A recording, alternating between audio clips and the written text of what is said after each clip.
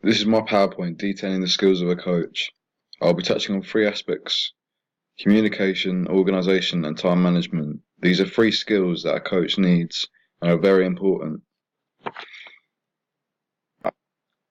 Communication is a very important role for a coach as it is vital to keeping strong relationships between coaches and players. Having good communications includes doing a lot of things right. The feedback given by the coach to a player is important because it can allow players to progress in the sport if they don't understand how they can improve themselves. The feedback given by the coach needs to be given in a constructive way. The coach needs to consider the type of person they are giving feedback to. This is because some people may be more sensitive than others and take criticism personally. This will have an opposite effect than intended, as their confidence may be damaged. The coach needs to also consider the setting in which they give their constructive criticism. For example, if a player is shy and nervous, and the coach calls them out on something they do wrong, the player may feel embarrassed or uncomfortable in that setting, which may have long-term negative effects with this individual and the team, as they may start to stop enjoying the trainings and games, meaning they may lose focus too. There are two types of feedback: concurrent and terminal. Concurrent means that feedback is given during a training session, and terminal means that feedback is given during the end of a training session or a game. Concurrent may be less effective because players are more focused on playing the sport in the session than listening to specific feedback. This is why terminal is more effective, as players don't have a distraction from listening to the coach and their feedback. Another important aspect of communication is reinforcement.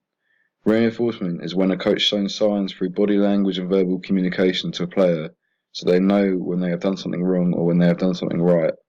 For example, if an athlete does a certain action in the sport and the coach gives them praise, this can mean the athlete will try to carry on doing this action well and also motivates them to do it because they want to be praised by the coach. Reinforcement can be given in many ways to players. This includes facial expressions, body language, and verbal communication. This means that players receive positive reinforcement so they know what they're doing right, or negative reinforcement so they know what they're doing wrong.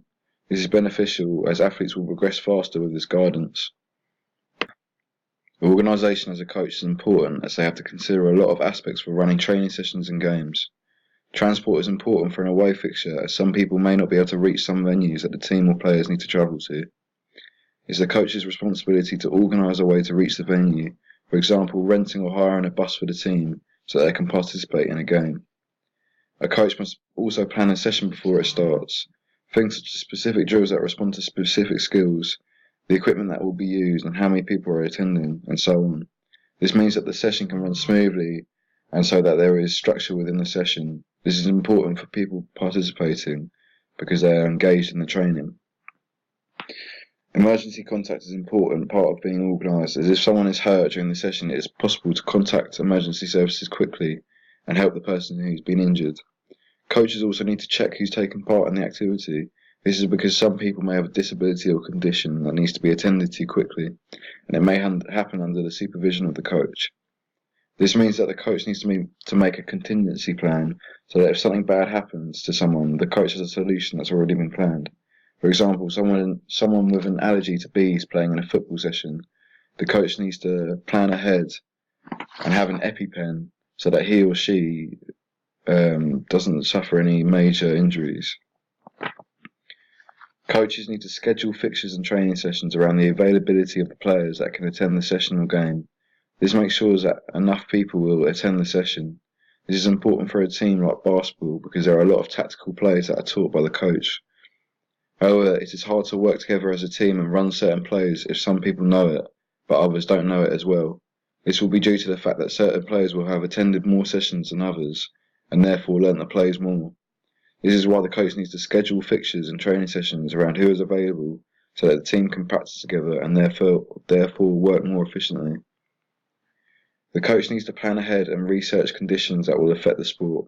For example, if it is an outdoor sport, then the coach needs to see what the weather is going to be like to ensure the sport can still be played. For example, a football coach would need to research the weather so that they can rearrange the fixture, because if it was raining heavily, the ground may become too flooded and hard to play on. A coach also needs to be able to provide alternatives if factors stop the normal routine. For example, a swimming coach may have to find another venue for a competition so that their athletes can compete. This may happen if their usual venue is not in use. Coaches need to anticipate the risks involved with the sport and be organised enough to have the equipment needed to counter these risks as they become a reality. Lastly, time management is an essential skill for a coach. Having this skill ensures that everyone is able to attend the fixtures and trainings, that the team has the necessary equipment and facilities to progress. Scheduling fixtures and training in advance is important. This means that there won't be any trouble finding a venue close to the match. Also, the coach needs to make sure that people attending the session know how long it is and where it is to avoid confusion. Within the training session itself, the coach needs to split the session into the different aspects of the sport they want to work on. For example, a basketball coach might spend 20 minutes warming up, 30 minutes looking at strategy, another 20 minutes on individual skills, and so on.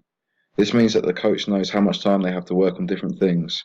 This is important because if the coach did not have good time management skills, then the session may end before he has completed all the things they wanted to work on.